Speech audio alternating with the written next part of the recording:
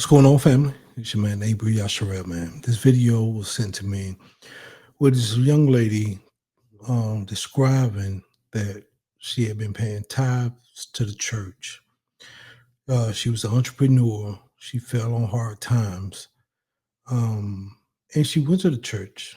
She did get approved for a bailout or whatever she need to do. However, the church said after you get back on your feet, you need to pay restitutions. I have several problems with the tithe in the church. I stopped tithing around 2014.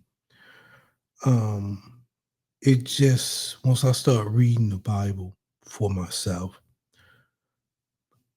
it just didn't resonate with me anymore. Especially in Numbers 18:21, where the tithe or the tenth, because tenth mean tithe, was supposed to be given to the Levites. The Israelites were supposed to give tenth or the tithe to the Levites. Unless you know that your pastor, minister, or reverend is a Levite, you shouldn't be giving tithe. You know what I mean? Because it was only given to the Levites. And then if you look at it in Psalms 147, 19 and 20, the Most High say he only dealt with Jacob. And that was once again Psalms chapter 147, 19 and 20. He hadn't dealt with no other nation.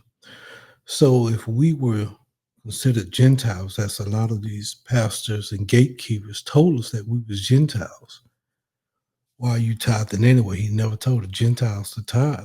It was only for the Israelites to give to the Levites. You know what I mean? And it's one more scripture that a lot of churches love to use.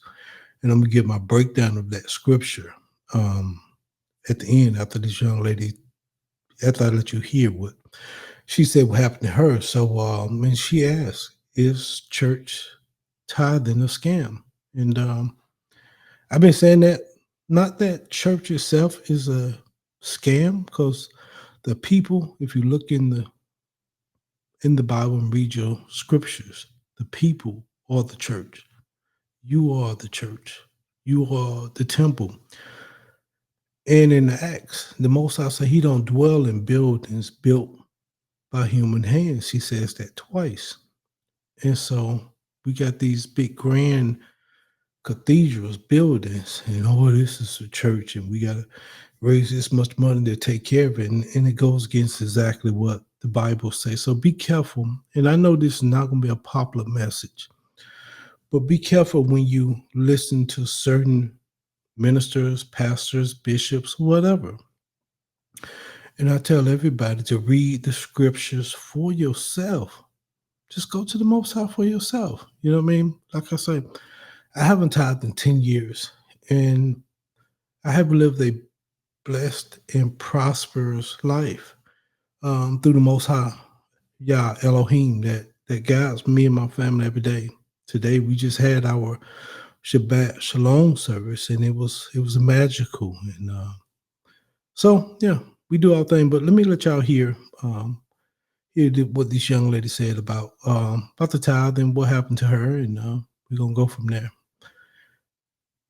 I put tithes in church my whole life. I done put 20s, 50s, 100s. Y'all, one time I put $700 in church. And that's not even to brag. I don't even like putting this type of information out there because that's supposed to be personal. But let me tell you, and then another thing is, my granny, she always told me that you put your money in the envelope and put your name on it, because finance people, they keep up with all that. So they can see all the money that I have put into church. Y'all, I done came down on a hardship because I'm a full-time entrepreneur, and I have been that for 2 whole years now. Baby, I ain't want my car to get repoed. You know what I'm saying? I've been looking out windows and shit, staying up late night because I ain't trying to hear that beep, beep, beep. You feel what I'm saying? Man, I go to my church and ask them, can they?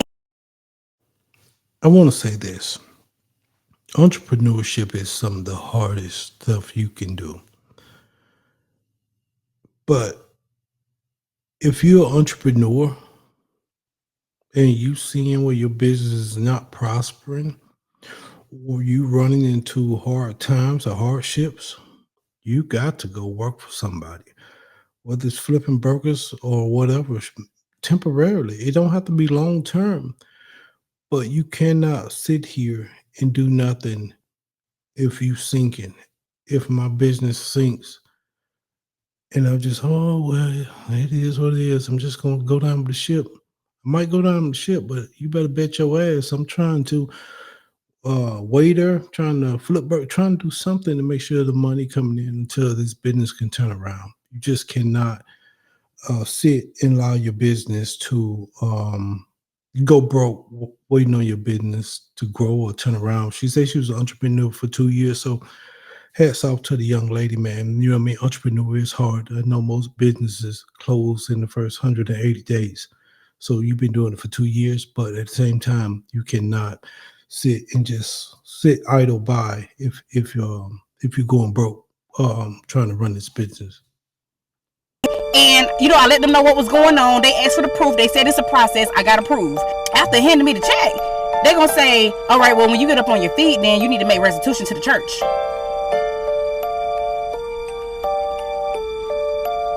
Excuse me? I done put so much money in church, and y'all telling me that I gotta pay y'all back after all the tithe money that I put in church? Our church hold like what, 500? Church said they need their money, man. You know what I mean? Church is the new bank in the black neighborhoods. I tell everybody, man, if you can go to church, do your thing, but at the same time, read the scriptures for yourself, and you test the spirit with the spirit. If it's going against stuff that you read and you crying out to the Most High, He gonna show you errors of men ways, man. And once I was in church and I started saying, now I'm not bashing no church. Let me say that. I'm just saying a lot of traditions that's in church is not in scripture. So you must read your scripture and test the spirit with the spirit and show thyself to be approved. But they say we're gonna keep on going. 1,000 people. I don't know. That's how big our church is. And there's a lot of times where the church is packed out. Sometimes it be so packed that they have to put chairs down the aisles. You get what I'm saying? Because we have that many people in church. And I'm not saying these things to tell y'all to stop paying y'all tithes or anything, but it's giving scam. It really is. I see why people saying that the church is just a big business, because it's giving. I'm paying for the pastor and his wife Mercedes. I'm paying for their kids' tuition for school or whatever. I'm paying for y'all nice clothes, y'all big ass house. You know what I'm saying? Well, hats off to this TikTok creator, man. Hats off to her. Go follow her. You know, if y'all like her content, go follow her. I do want to give the creator hats off and big ups for the creativity of this. But yes, I do believe a lot of people become pastors and ministers because it's a weekly paycheck. And they take advantage of people's emotions, especially around tax time, and people get abundance of money. The church want it. And I'm not trying to sit and bash, because not all churches are bad. There are some great church buildings out here. Buildings. There are some great pastors and ministers and bishops out here. There are. But there are a lot of wolves in sheep clothing out here also. And if you hear in one of the main scriptures that I'm going to talk about, that you hear when it comes to tithing, is Malachi 3:8. Will a man rob God? And that scripture is taken out of context so bad. Malachi was talking about the Levites. If you go in Malachi 2:2, it tells you that the Levites, who the tithe was originally supposed to be given to by the Israelites, they had became corrupt and they was doing the wrong thing with the tithe. So he was talking to the Levites, will a man rob God? Because they was robbing God by not taking care of Elohim's people and doing whatever they want with the tithe. So just go study in the scriptures and see exactly, man, what's going on. So they love to throw that out. And I correct several people in Malachi 3. I think it's 6. If you read 6 through 10, it tells you, will a man rob God and all that. And They was in error. They were speaking out way out of context. So, with that said, people, yes, I do believe a lot of churches are scams. I do. Church is big business. Church only gonna talk about certain things. They're not gonna, not all of them. You got some of them are hardcore in the trenches, and hats goes off to those guys. But the mega pastors, they ain't touching on no major news articles or subjects or none of that stuff. I ain't heard not one of those guys talk about Sonia Massey. I didn't really hear about none of them talking about Ahmad, what's his name? Ahmad, I can't think of his name. Breonna Taylor's, none of the big articles that was talking about police misconduct and stuff like that. So they stay silent. And I start looking at them. And to me, they are gatekeepers. And I know a lot of people probably not gonna like this video, but I tell everybody, you want to know who your church are? Stop paying into them. You don't have to give your 10% to the church. You can give your 10% if you want to. Go feed the homeless. Go buy somebody dinner. Give it to your neighbor. Whatever. You don't have to give it to them. You know what I mean? I'll tell you what I do a lot. I might be going to a restaurant and I pick up the tab on somebody's table and keep walking.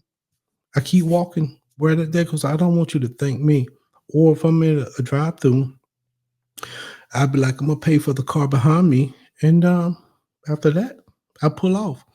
And I look in the rearview mirror, and when the lady told them that they may have been paid for, they'd be trying to see who it is. I try to bend a corner right fast and be gone because I don't want you to thank me. It's not me. I'm doing it from the kindness of my heart. I'm doing it for my Elohim. You know what I mean? Give him all praise, glory. And with that said, people, Abrew Yashar'el, and I'm out until next time. Y'all be easy.